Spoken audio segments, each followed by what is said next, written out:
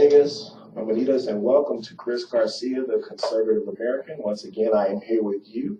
I have three wonderful guests from the last show. You remember Ken, my cousin, was on Face the Tribune. Hi, Ken. How you doing? Doing well. My beautiful sister, Yasmin. How are you doing? And again, state your name for the American people. My name is Joe. Joe is a good friend of ours, and he's going to talk social issues with us today. I'm going to put him on the spot. And he was worried about his hat, but he shouldn't be. And we love him for his. It doesn't make any difference. He's a wonderful person. He's extremely intelligent. So, Joe, we're going to dive right into it, and you let me know, what do you think? Because my issue today is a problem with me, and I know everybody does not agree with how I feel about this, but I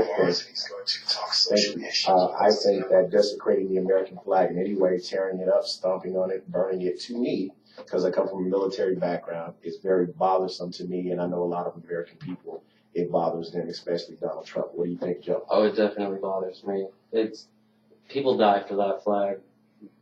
Countless years, countless wars, Absolutely. Countless sons and daughters that fought in these wars, and for them to burn a flag because of a presidential candidate, that they don't want to get that position in office, they're going to burn a flag that doesn't have anything to do with them. That's our country right there. That's everything we stand for, and I don't have any really things to say about that. I like him. I say I agree with everybody, but I don't. I handpick my people to come on here. I don't know. Me and my sister disagree sometimes. She's a little more liberal than me. I'm a little bit more liberal. What do you think? What do you think?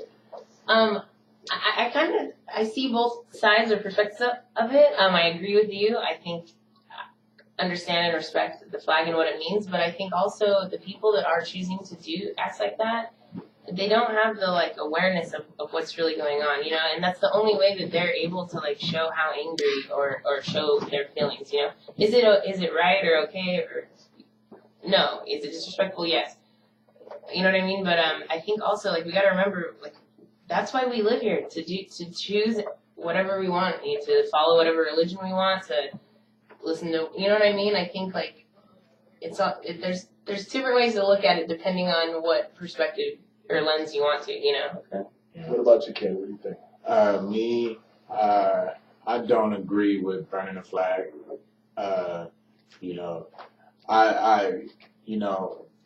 stand firm when I speak upon opinions and the opinions that people have, but when you're going against what the country stands for or the lives people lost for that flag, because of that flag,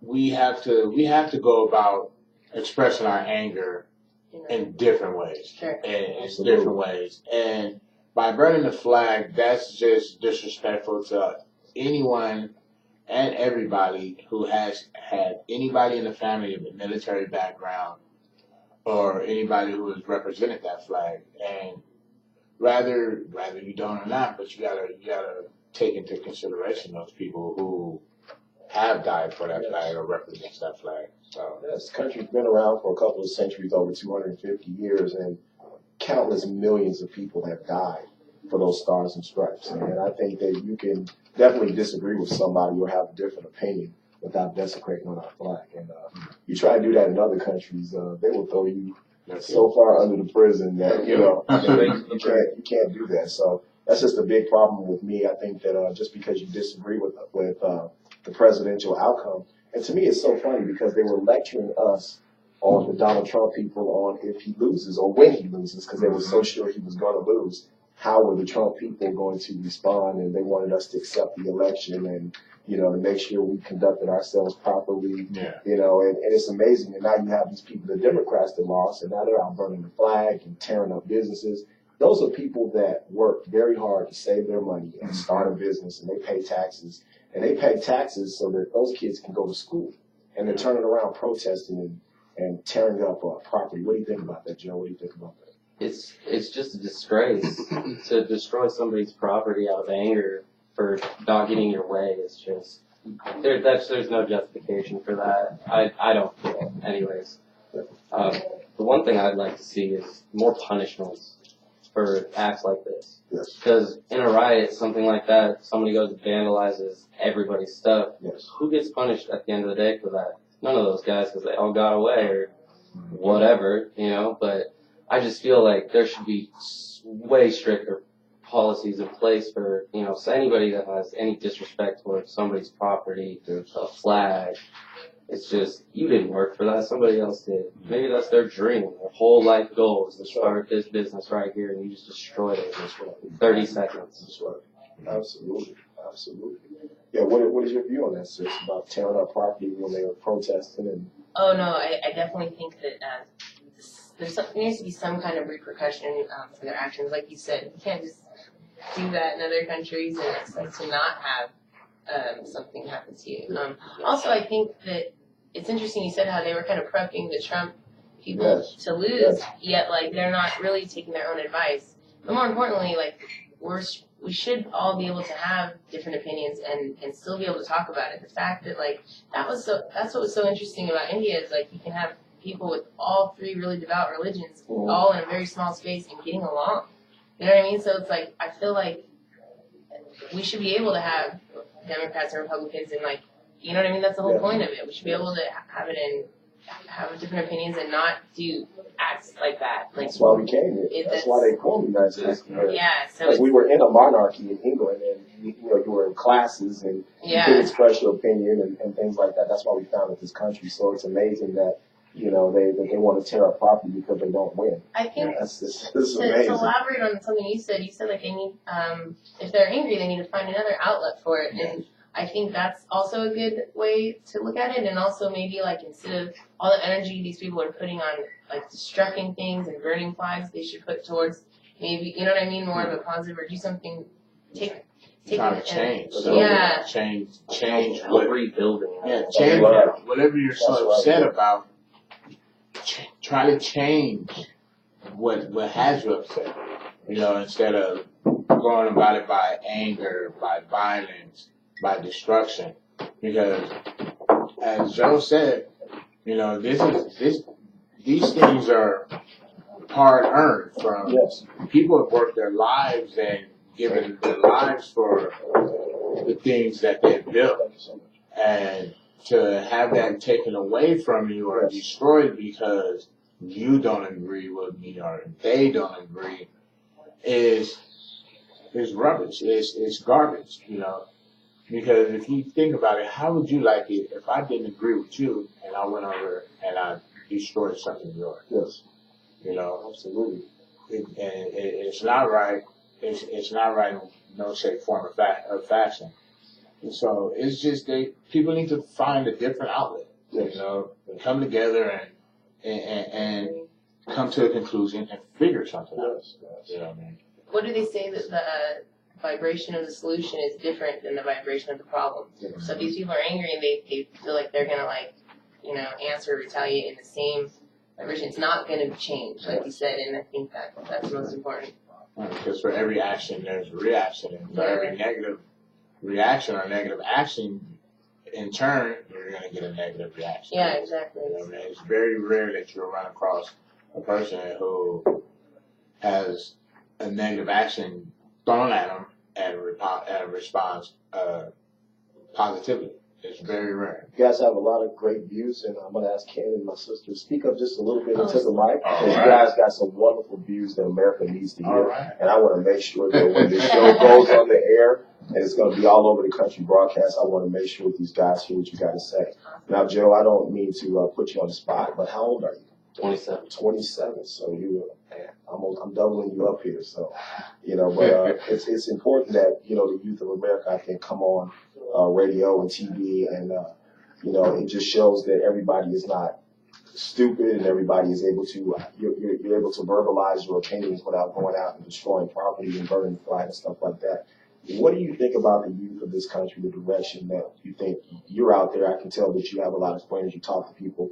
What are most young people's fears? What are they worried about as far as their future is concerned? I'd say security. It's their self-security, how well they can make it. Back when you were a child, when you were my age and fell down, ran out of everything, you would just pick yourself back up, go get a new job, something.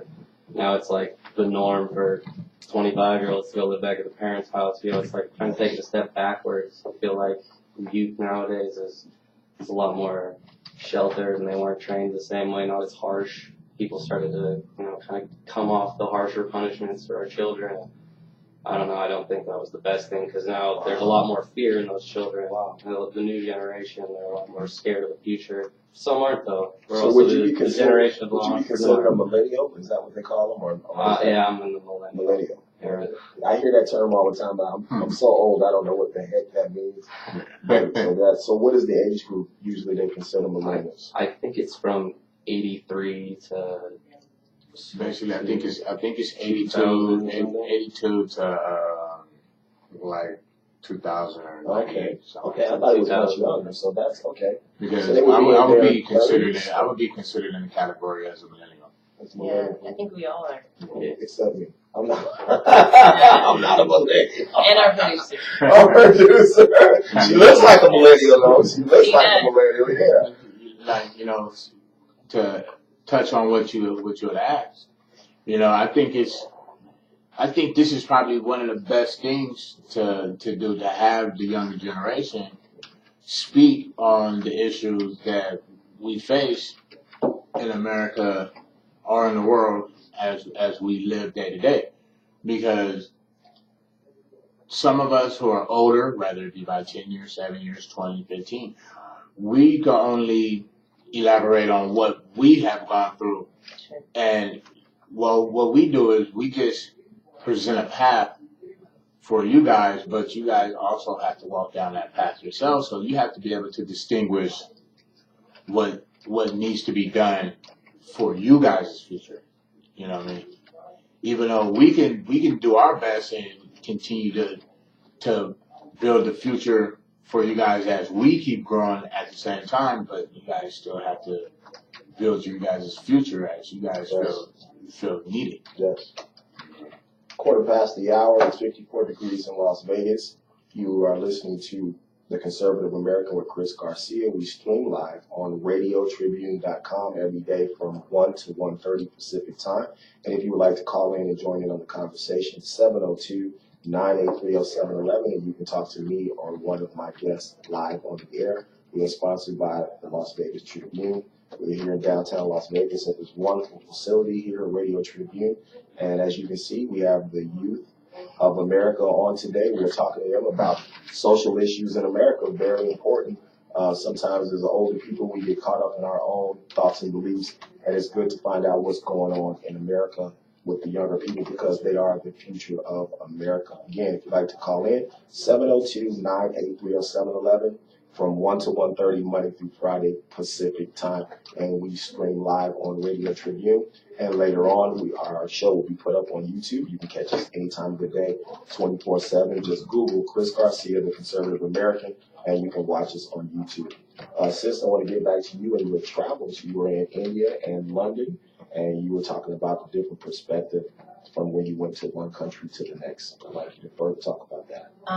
It was to go to a country that's so poor and has so much poverty. Especially being born in America it's just a culture shock. It's eye-opening. It gives you a good perspective. They say the best education is through traveling, so you can hear about how poor things are, or about how their countries are. But unless you're there, walking the streets and you actually are seeing people living on the streets, and you can feel it in your stomach. You're just wow, it really gives you a shift, which is good. It makes you very thankful for what you have at home, and it makes you very humble, and you just appreciate things, Yes. Joe, have you traveled? Have you been out of the country before? I'm not that far. I've been to Mexico a couple times and Canada. Mm-hmm. How did they treat you? How did they treat American citizens in Mexico when you went down there? When I went down there, it was before, I guess, all the big wars were happening, but they treated us the same. I mean, I was kind of young when we tried to go out late at night. They told us, the cop said, no, go back to your hotel. So, I mean, it's rough out there. It's no joke, even in the touristy places, but I don't think they really messed with us too much now that there's no saying. How do the people treat you down there? The people were great. I Treat you love it. great. Yeah, the people are so nice. That's wonderful. Everywhere. I love the Mexican people. I love They're so happy. They love to dance. They're loud. They're loud. I'm really loud. Yeah. I get happy. 25 So, shots of tequila. Oh yeah. And they can drink. No, it feels good. They're happy to Yeah. see you. It's, That's wonderful. But again, that's a very impoverished country as well. It's like when it is a culture shock when you go to a place like that because I've never seen anything like it. And there's stray dogs. There's way more people just out and about, tattered clothes, but it's the norm, and they're still so happy. They just have this faith. that's what And it's so amazing That's to what you me were talking too. about earlier. Yeah, it's like the driving force behind it. Like to me, if that was me, I would think I would be leaning to more like being depressed and not having faith. Yet these people, their faith is so strong. So it's very wild. I wanted to touch back what you were saying too about what's the youth facing and what are our concerns and stuff as the future. You said security, and also I think there's a reason why things are changing. After 2008, I remember I graduated college in 2008, and finding jobs after that period of time is very difficult. So there's a reason why all these kids that are now 25, 27 are having to move back home. It's not because they want to. No. It's because the job market has changed. The opportunities have changed. And, you know what I mean? Like, when I was little, I was always taught, like, grow up, go to college, you'll get a good job. Yes. Well, now, everyone that I know that has graduated, we're all in the same boat, still looking for jobs. Yes. And, you have people that graduated from Harvard bagging your groceries at Smith's. That's So right. I think That's that, right. I think just a lot of things have changed, and there's it Cost also, of living is going way up too. Yes. That's probably Living. the biggest factor right there Yes. is the fact that you can't financially sustain yourself Yeah. on minimum wage. Yeah. You just can't get everything that you need. You need a car, you need groceries, you need gas, you need clothes, you need food. And you can't get all those things making little amounts of money like that. Some people, like the average person, needs 2 jobs. No matter everybody what I know has 2 jobs. and a side like a First Friday art hustle or something. Yeah. Everybody needs it, or else you won't survive. What do you guys feel about that? I'm going to start off with you, Ken, on this. How do you feel? Is there anybody that you blame? Is there anybody you're angry at? Is there anybody that you say, well, this is the reason? Why do you think that most of the youth of America, because I've talked to a lot of young people and they're all facing a similar situation. What do you think the reasoning is? I could name numerous reasons. I could start off with just parenting.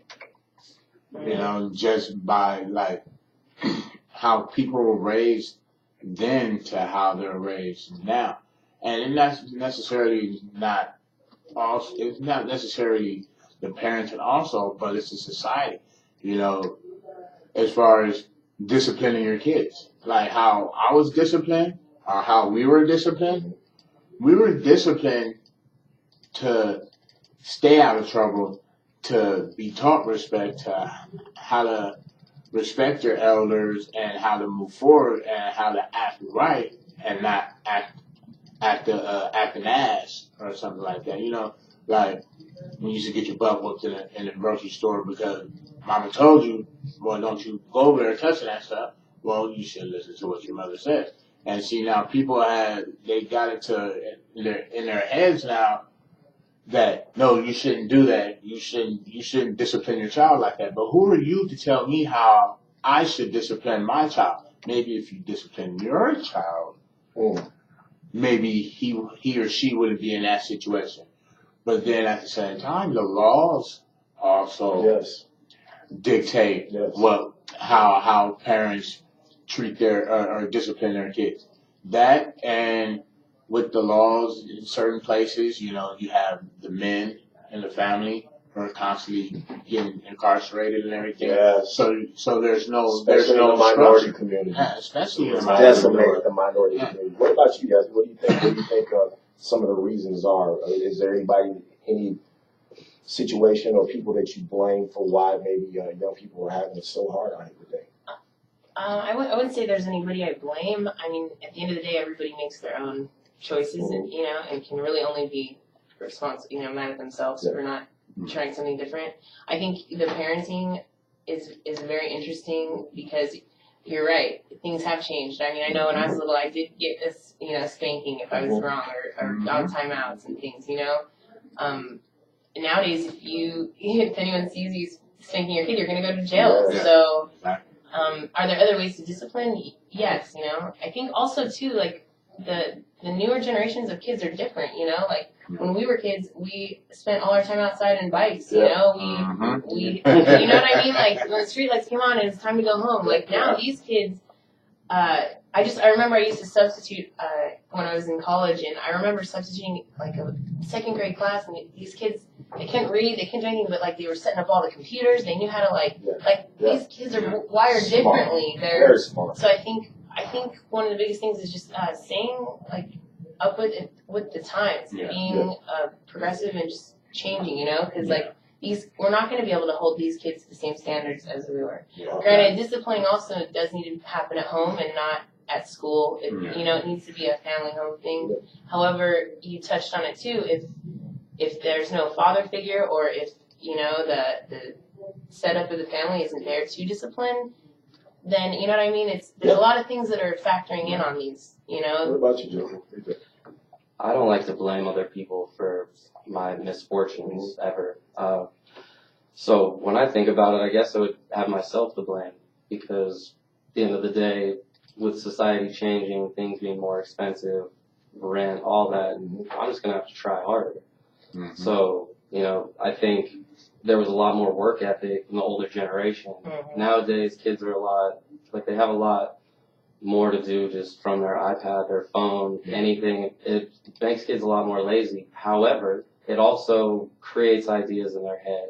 That's why there's a lot more, entrepreneurs popping up everywhere. Absolutely, like Joe. Back when you were younger, if you told everybody you were an entrepreneur, you were the loser. You were the outcast. Absolutely. You're going to fail, sir. Absolutely. Nowadays, it's, I'm going to put a hat sideways and go get funded $10 million to start this company. Yes. So absolutely, you're absolutely right. When I was coming up, it was about hard work, and the person that worked the hardest is the person that succeeded, and it was more physical. And if you go out and you bust your ass, then you'll pay your bills, and you make the most money. And it's so crazy because when I meet with young people and I talk to young people, they are so much further ahead than I was at that time. Mentally, they are so further developed on. I mean, the things that they can show you on these computers and stuff, it's just amazing. And I think I have 6 children, and I'm going to tell you right now, I encourage each and every one of them to be an entrepreneur. Today is the day to have your own ideas and your own business, because they're not going to pay you what you're worth today. If you get a job, you have to have your own company. I like to follow this great book that I've read about 20 times called The 4-Hour Work Week. And that's what I think today is all about. It's instead of working harder to make it, I'm gonna work as hard as I can so that I can work a lot less. I'm gonna shave that time off, so I'm gonna take that back steps on that one. Well, before we end the show, we have about 5 minutes. I like to go around the table, and all of you guys have talked to me privately before about some of your entrepreneurial ideas, so I will give you a chance. Joe, I haven't talked to you that much, but it seems like I can tell you have things that maybe you'd like to get advanced later on in your life. So what are some of the things or business ideas that you have? You have the opportunity right now to say it. So I like style, clothes, things that make people smile. I like to, bring happiness to people. I'm doing this because when all you all become billionaires, I can say I had you. I mean, I like to give back too. I was actually just talking to Ken last night about this. Is when I do strike it big, I want to give back pretty much everything to the community I came from. I want to help the homeless. I don't like to see poverty. I've seen it firsthand. I've witnessed it myself personally, and it's not a feeling that I would wish on anybody. Before we get to Yazzie, that's one thing I will have to say that is so different about you guys compared to my generation. You guys are so much more socially conscious. You really care. that was called soft or weakness when I was coming up. Wow, interesting. It was a sign of weakness when you cared about, it was all about you're a man, take care of your own family. If you didn't, you're a family. And today, the young people are so socially conscious. They care about their fellow. They really do. They don't want to just make themselves. They want to lift up other people too. I think the young people, that's amazing. That's a quality my generation did not have. It was about you taking care of your own. You make it on your own and don't ask nobody for nothing. If you did, you were a failure. They were called soft people if you did that, That's good about you. I know you got a lot of business ideas and things going on. Yeah, tell people possibly what things that, I know we're going to try to keep you here in the family on radio TV, but. Something that I would want to work towards getting is an outlet for, all these children, between the ages of, 18 to, all these foster children that are 18 and then they're let go, and they have no guidance or something, I've been kind of thinking of working more towards the next generation, and just you know what I mean, dealing with the psyche and how they're gonna develop and deal with different types of things. I'm working towards something like that. That's big. That's good. And we're hopefully that we can talk you into to being a part of the Radio Tribune family. I'm sure people would love to listen to you if you host the show, and we're going to work with that with the owner. And you guys might be seeing my sister here, Yasmin, on Radio Tribune. Ken, what about you? I know there's a lot of big things that you talk to me about all the time. So. Well, me, I'm a very service-oriented individual. I like helping individuals out. That's a thing, helping people. That's so wild. Yeah, I'm telling you, it's a big difference in generations. And like Joe said, most of it is because of the life that I've led up to this point. I've lived in poverty. I've struggled. Even as we speak, still struggling. But no matter the outcome of what I've been through, I will always give somebody the best that I can. Like when I left from over here last night, as I was jumping on the bus, it was a homeless guy, or less fortunate, let me just say that. And he was at the bus stop, and not even thinking twice or anything of it. The first thing that came to me when I saw him, I was like, "Excuse me, brother, you need any gloves?"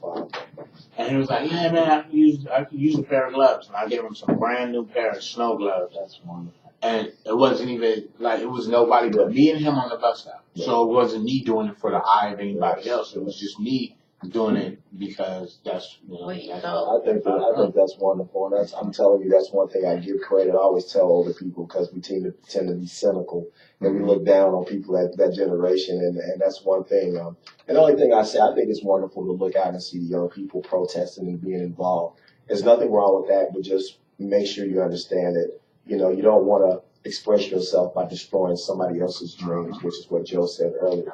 I thank you guys for being on my show today. We're talking about social issues and younger people. I think it's just wonderful to have you guys on, and you guys are going to be watched later on by America, and they're going to learn a lot from you guys tonight. Thank you for watching my show once again.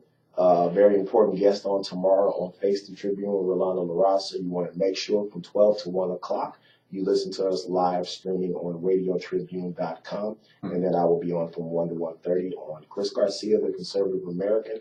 Daniel Bendia, and thank you again for watching my show. Thank you, my guests, for having me. Thank you for this opportunity.